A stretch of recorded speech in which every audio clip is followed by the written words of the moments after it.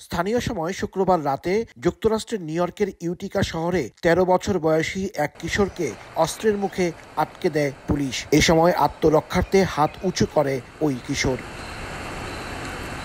জিজ্ঞাসাবাদের এক পর্যায়ে ওই কিশোর দৌড়ে পালানোর চেষ্টা করলে পুলিশও তার পিছু নেয়। এ সময় নিজের কাছে থাকা পিস্তল তাক করলে পুলিশ সরাসরি গুলি চালায়। মাটিতে লুটিয়ে পড়লেও আবারও করা হয় গুলি। পরে পুলিশ জানায়, খেলনা পিস্তল দিয়ে পুলিশের দিকে তাক করেছিল ওই কিশোর।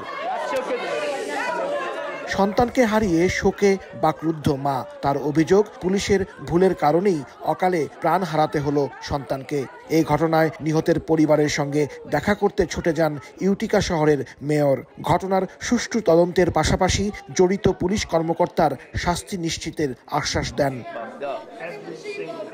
কয়েক বছর আগে শরণার্থী হিসেবে নিউ ইয়র্কে আশ্রয় নেয় মিয়ানমারের এই পরিবার। হাসানুজ্জামান সাকি, সময় সংবাদ, নিউ ইয়র্ক।